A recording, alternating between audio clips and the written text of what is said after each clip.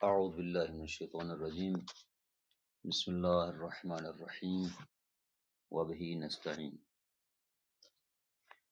آج انٹرنیٹ کا دور ہے، کمپیوٹر اور موبائل کا زمانہ، تو اس حوالے سے بعض سوالات جنم لیتے ہیں اور ہمارے مراجع کرام نے ان سوالات کے جوابات دیے ہیں۔ ان سوالوں میں سے ایک سوال یہ ہے کہ آن لائن گیمز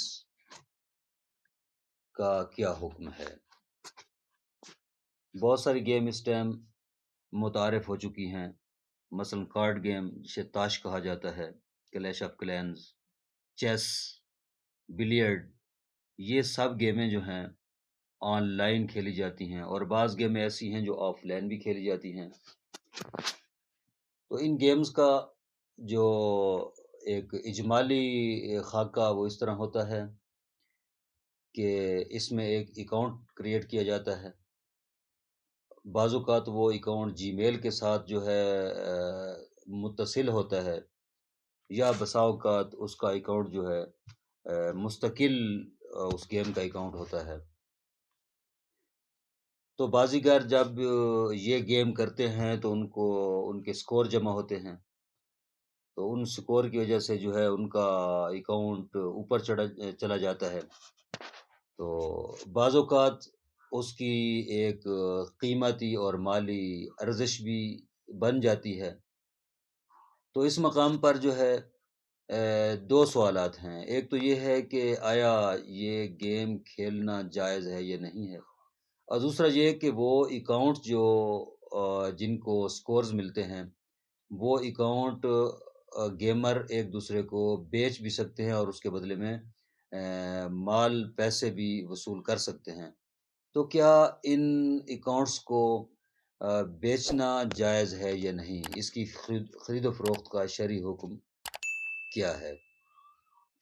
تو آج ہم ان میں سے صرف ایک گیم جس کو کلیش آف کلینز کہا جاتا ہے اس کے بارے میں بات کریں گے، اور انشاءاللہ باقی گیمز جو ہیں ان کے بارے میں بعد والی ویڈیوز میں بات کی جائے گی۔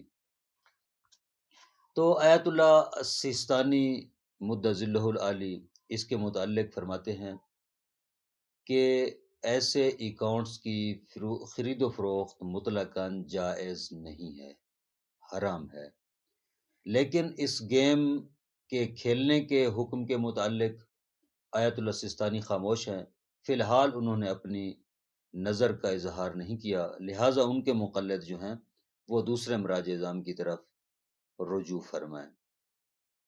آیت اللہ مکارم شیرازی وہ فرماتے ہیں کہ اس گیم کی خرید و فروخت مطلقاً جائز نہیں ہے، لیکن اس گیم کے کھیلنے کے متعلق وہ ارشاد فرماتے ہیں کہ اگر اس کا میٹر فساد پر مبنی ہے تو پھر اس کی گیم کرنے میں بھی اشکال ہے، جائز نہیں ہے۔ آیت اللہ وحید خراسانی مدظلہ العالی فرماتے ہیں احتیاط یہ ہے کہ ایسی گیم نہ کی جائے۔ آیت اللہ العظمی شبیری زنجانی مدظلہ العالی وہ فرماتے ہیں کہ اگر یہ گیم کرنے سے کچھ اس کی صورتحال اس طرح ہے کہ ایک بندہ گیم جیتتا ہے اور دوسرا ہارتا ہے، جو ہارتا ہے اس کو کچھ دینا پڑتا ہے، اور جو جیتتا ہے وہ کچھ لیتا ہے، اس کو کچھ وصول ہوتا ہے۔ اگر ایسی صورتحال ہے اس گیم کی تو یہ گیم قمار کے زمرے میں جائے گی، اور قمار حرام ہے اور اس گیم کو کھیلنا حرام ہے۔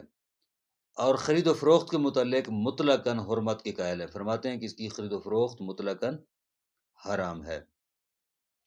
آیت اللہ العظمی خامنائی مدظلہ العالی وہ بھی اس کے مشابہ فتویٰ دیتے ہیں۔ وہ بھی فرماتے ہیں کہ اگر جیتنے اور ہارنے میں کسی کے اکاؤنٹ سے کچھ جاتا ہے اور کسی کو کچھ ملتا ہے تو ایسی صورتحال میں یہ قمار کے حکم میں ہے، یہ گیم کھیلنا جائز نہیں ہے، اور اس طرح اس کی خرید و فروخت بھی جائز نہیں ہے۔